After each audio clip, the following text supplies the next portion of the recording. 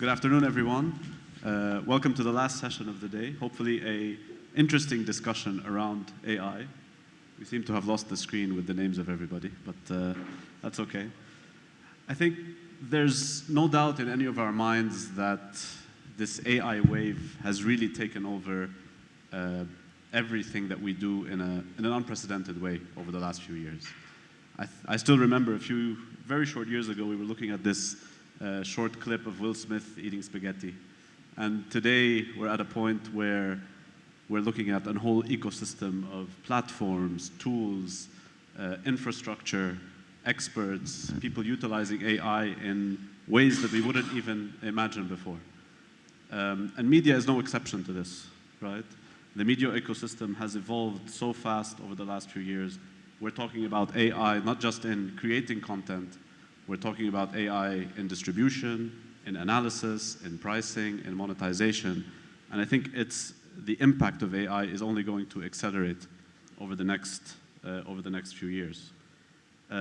What's interesting to me as a consultant looking into this is that it's less about media companies adopting or starting to use AI, but more about how they're going to scale it, how they're going to use it in a responsible way, and how they're going to make sure that they maintain the creative edge and authenticity of the content that they're creating. And this is exactly what we want to talk about today. I'm joined by three great guests who bring very different perspectives across the media value chain. We have Fadi, who is an advisor to the CEO of SRMG, one of the largest media conglomerates in the region. We have Gilles, a producer and the head of Tamai Studios, which is correct me if I'm wrong, an AI-first studio, as you call it. And last but not least, Dominic, who has vast experience within the technology space, within media, but also as an entrepreneur and as an advisor to a lot of the big companies that are going through these transformations within and using AI on a day-to-day basis. So maybe to start off with the obvious question, maybe for Fadi. From where you sit today, what does the term operationalizing AI actually mean, both for you and for a company like SRMG, who operate across a large number of media assets, let's say? Okay, so hi everyone. So looking at AI, it used to be a tool, and now it became infrastructure. So having AI tools inside any company, it's something that is happening whether we put it there or the employees are using it.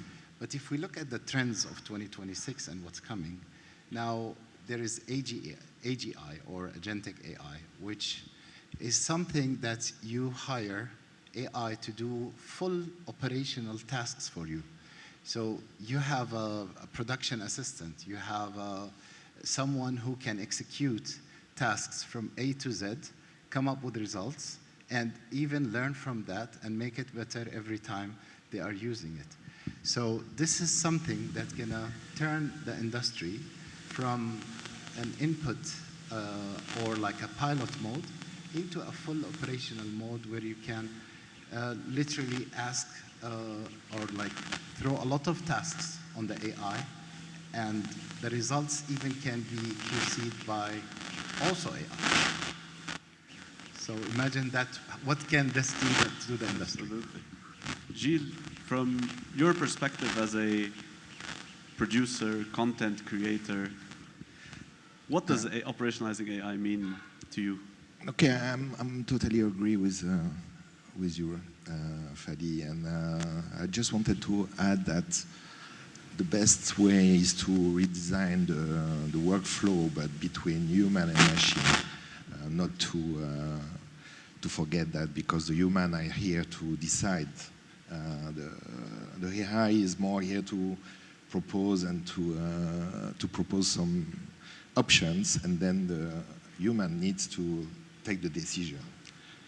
But we need to implement that in the full workflow of the production. And Dominic, So- from your angle. I think there's no such thing as operational AI at the moment, right? We have tools. We have, trusted tools like Premiere, whatever, that have adopted AI that helps us in our workflows.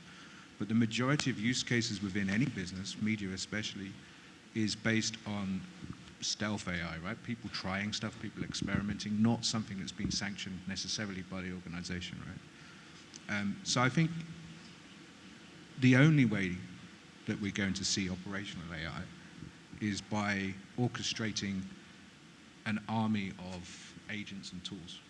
So some people will build tools, some people will build agents, but they have to be orchestrated by the master, and that will be an agent, of course. So agents become tools because they'll be specialized and expert at specific tasks, but everything needs to be orchestrated across the organization. If we keep buying AI like we bought every technology to date as a box that does something for us that replaces a part of our existing workflow, we will never benefit from the power, and we'll get left behind. I think that's a very fair point. Maybe my follow-up question to this would be, we're in a mode where we're starting to scale this up.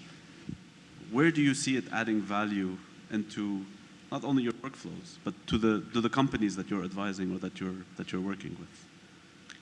The mandate for AI is coming from the top, right? Especially in this region. It seems to be CEO or chairman level says we need AI, specifically because in this country and in the UAE, where I'm based, the mandate is from the very top, right? Everybody is investing so hard into AI that why are we not using AI?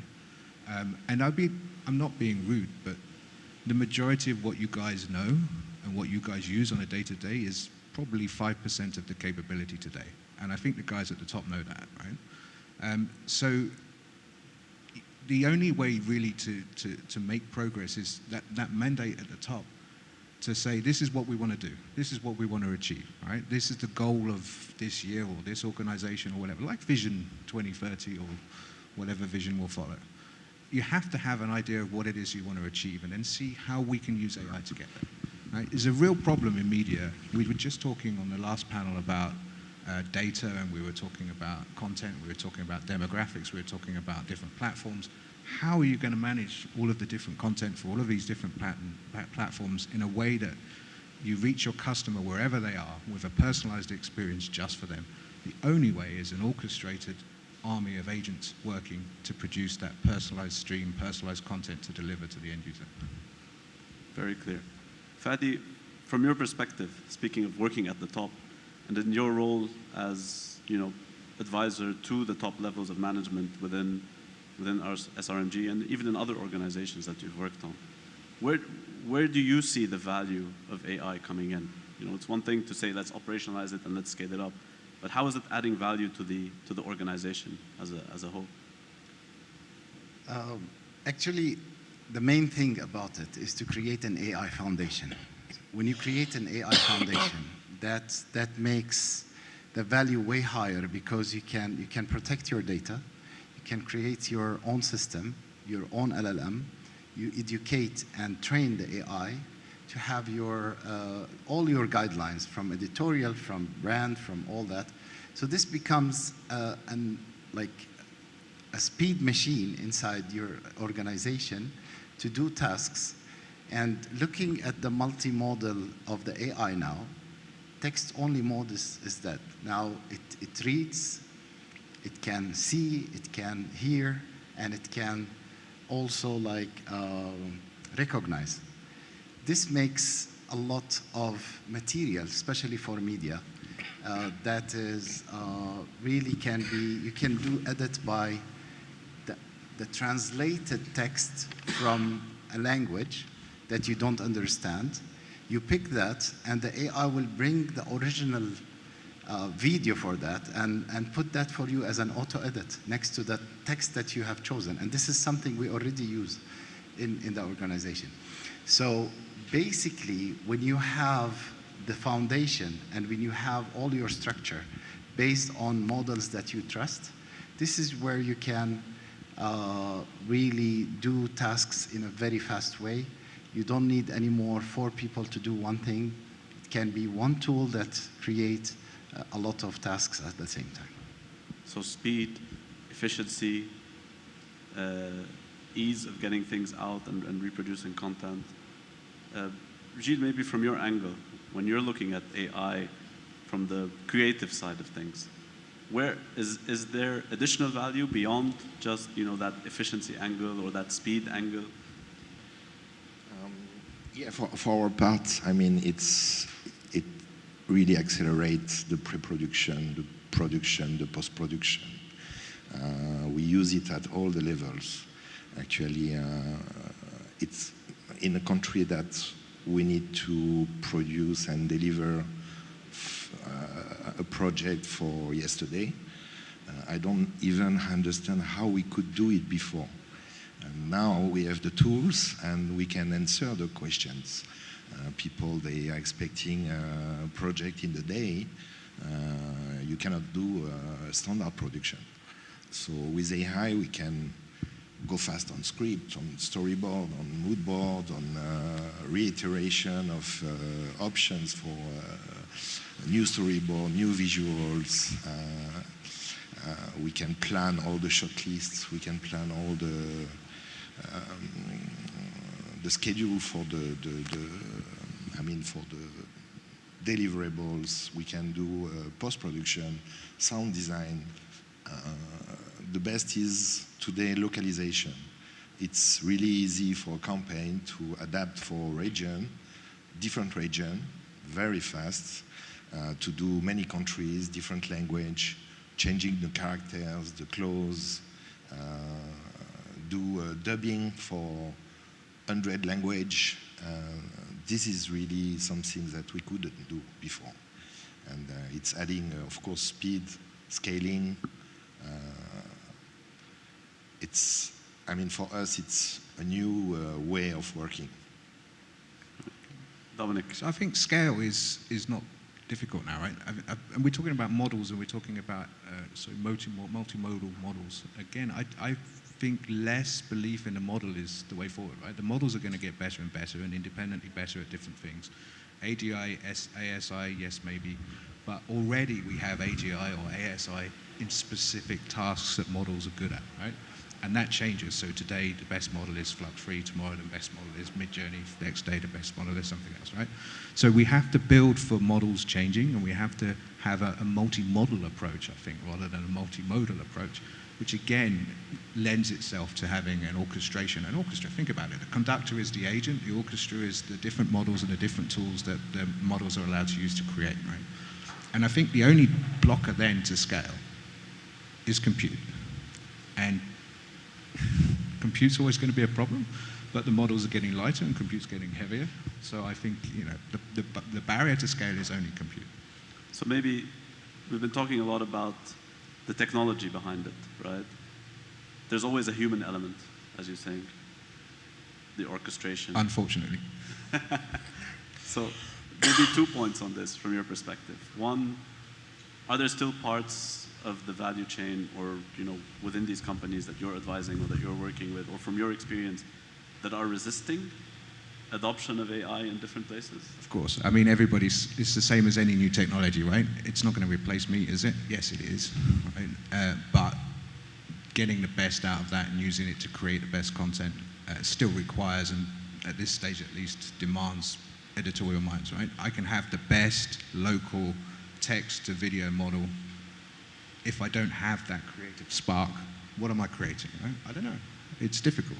You've still got to have that vision of what you're trying to see and then build from the model to get to it, right? So I think from that respect, the creative is still there. The creative part of the process is still there and should be there, right? There are roles and workflows and things that doesn't require that will just disappear, and we'll focus on the things that matter. But this has been my technology career throughout, right? It's providing tools that allow people to create. And our partnership with Astute does exactly that. So we have data or content, and we have storytelling, and the AI is just producing the way to get from one to the other. But does that go live on air? No, it creates stories. It looks, take elections, for example, or news. The story starts small, right? So you see a change in the data that is abnormal. we can't do that editorially. We wait until we see something big, or we wait until, or we know largely what's going to happen. It's the same story every time. But a model can help us identify something that's different. And then the model can build on that and give us all of the insights as to why this might make a good story. And the model can create the content and the graphics and the endpoints that the editorial can then use as a suggestion once they feel like there's a story there. And I think that's the next stage for content. You still have that editorial decision, you still have that editorial creative, but the decision making based on what might be interesting and creating all of the content and material that might be interesting will be automated. That's what we're working on. I think that's very fair. And Fadi, from your perspective, where, maybe not only about resistance, but where are humans still very actively involved in this world of AI agents that you were referring to earlier? Decision making in editorial, in political lines, in creative brand guidelines, in so many aspects, the human is the lead for that. AI cannot replace that, and will never be in a place to take a political decision or editorial line or something that can be sensitive when it comes to culture or things related to that. So basically, the development will be in the tools, the development will be in autonomous creation of probably newsroom workflow, sports automatic production from following the ball or following that with like cutting all the cameras, then producing all the highlights, posting, doing all that, updating the clocks, doing all that. But at the end, there are human that should put those guidelines and put the final say should be there. Can I disagree slightly. I think we've all proven that bias can be inherent within AI through training, right? And what is political and cultural values is bias, right? So the ability to fine-tune a model for that is absolutely there and capable. Bailey AI is currently working in healthcare and working with government investment funds and working with media, obviously. And in each of those, having those guidelines and morals and ethics and cultural sensitivities are paramount. So I don't think from that side, and even on the branding side of things, that's how we train. So fine-tuning the models for those cultural values and deciding what those business values should be, or ethical or moral or whatever values should be, political even, right? Yeah, that needs to be done, but that's top level. That's what I said. That's at CEO type, chairman type level deciding. I mean, I've worked for news agencies that are completely unbiased, who react instantly to a call from the chairman. So, Gilles, from your perspective as well, I mean, we've been talking about the humans and the input of humans into this. From your standpoint, we're saying Tamai is an AI-first studio. So where do the humans fit into that? We are AI-first studio to do localization in the GCC because none of them are doing highlighting this principle. But yeah, I mean, it was like when the digital arrived. I started my career just in between the film and digital, and when the people saw the digital arriving, that we were able to film very fast without any tapes or any film, put all the assets in the computer and edit like that very fast. I mean, at this time it was not very fast actually. We had to wait a lot of time to digitalize all the footage, but most of the people didn't want to go there. They wanted to. Why? Because they didn't know what was that, and they were afraid to lose their ownership, their creativity, their identity, actually. So I think with the AI it's the same. People, they don't know, they don't want to go, so they are afraid about it. The thing is just to let the AI do the job that he's supposed to do, and the creative can focus on the creativity aspect.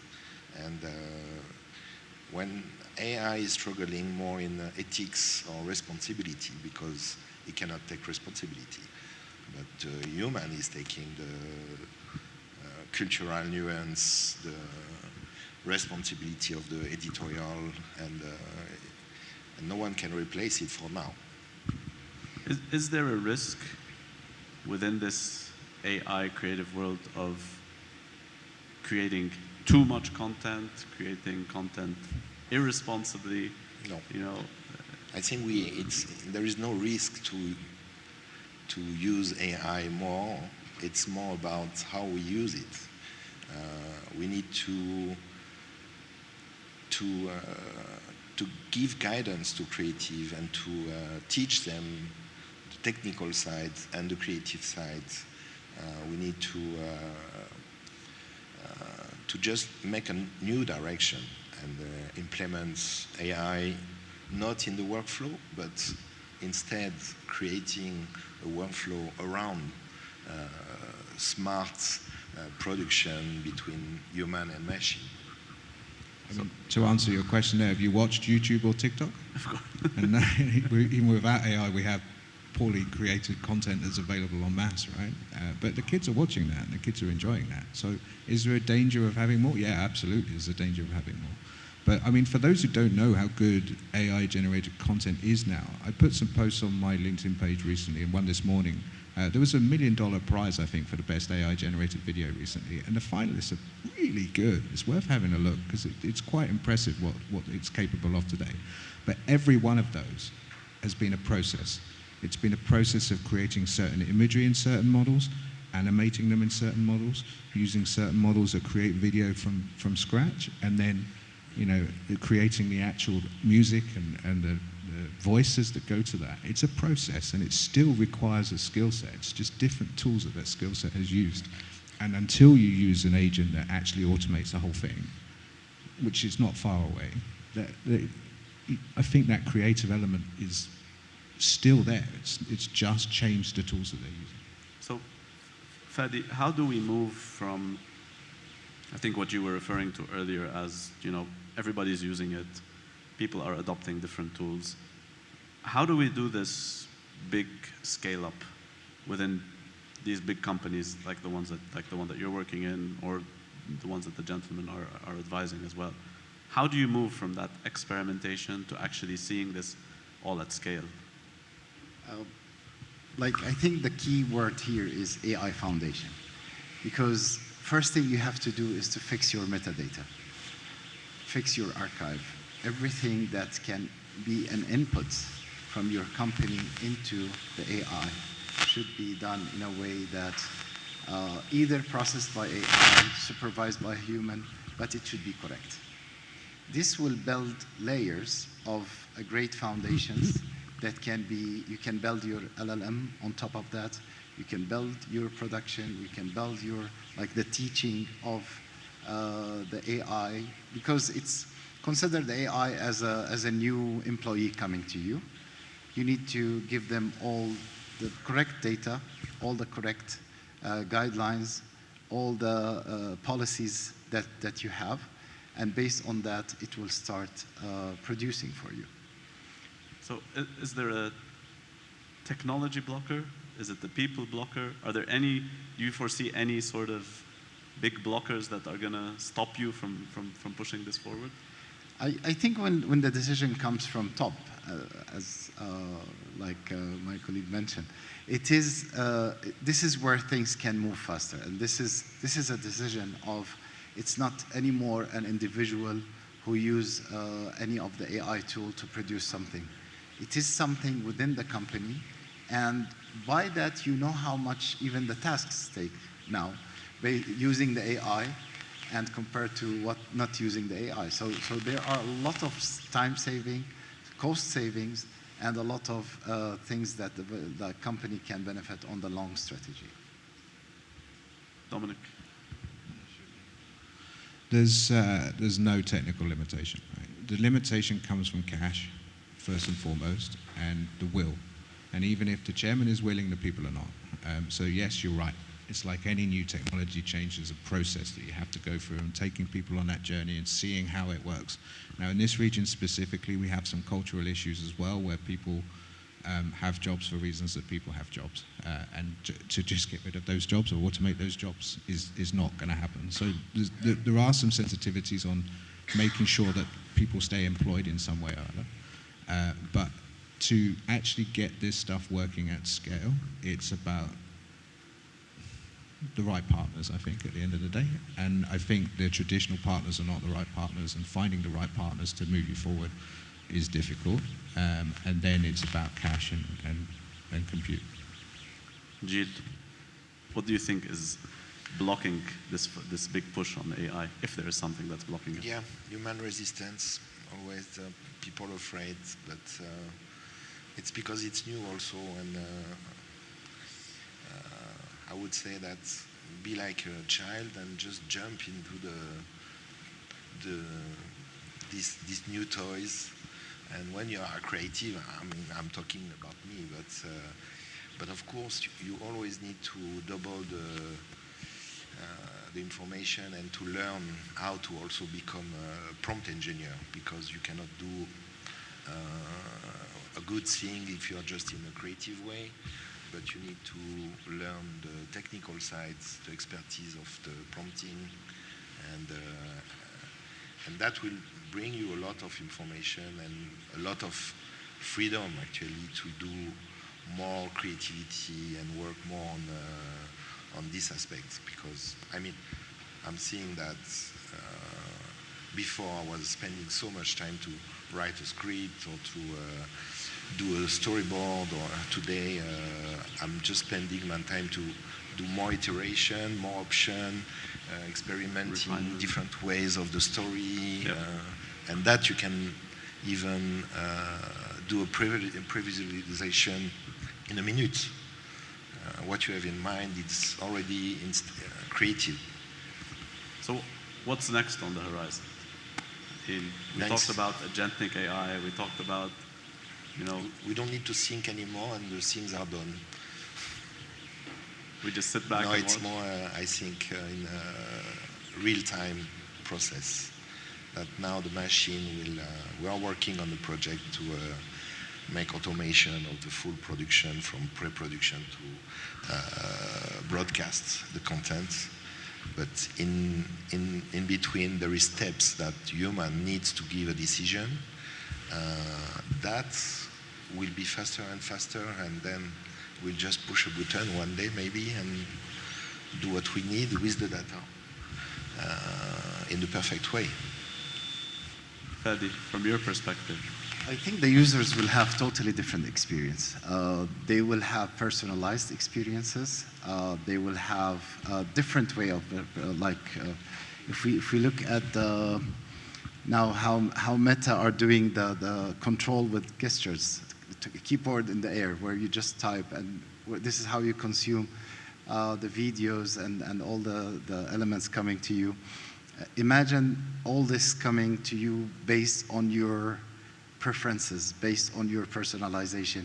You have your own way of consuming content. You have your own way of consuming, like the way you want it, the ones that really matters for you, and the ones that you really care about. So this creates a personalized, I would say, let's say news bulletin or a sports summary or business summary, just for you as a person, fully delivered to you the fastest, fully autonomous, with a lot of expansion for the business. So AI will not replace, it will expand, and it will expand the business, and it will create so many opportunities.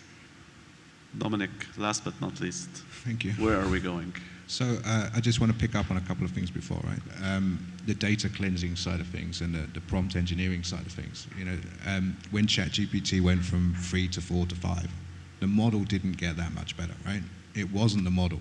It was the way that the model was being used, the scaffolding that they developed in front of it to do chain of thought reasoning, to do all sorts of prompt engineering on the back end.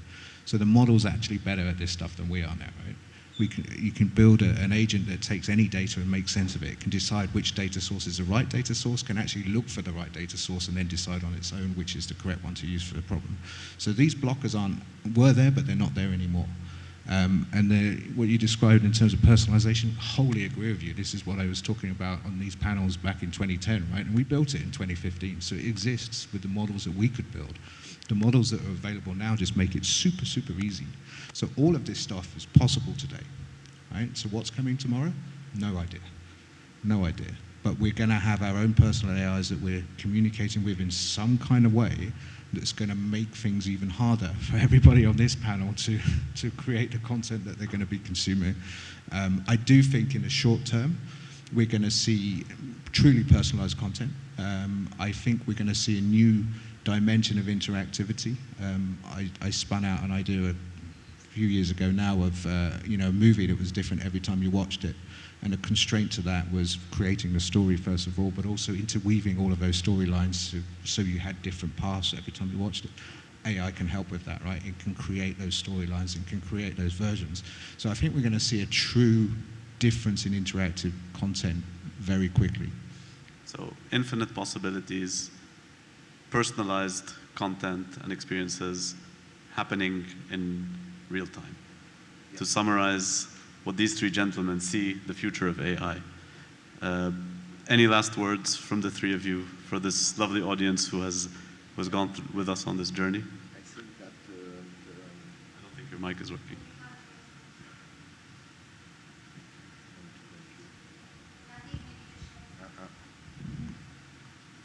yeah, people 1, 2.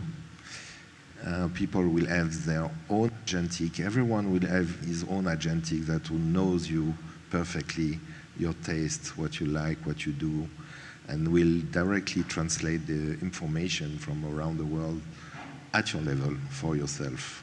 So you will not receive an advertising about a car that you like. You will see the video where you drive the car.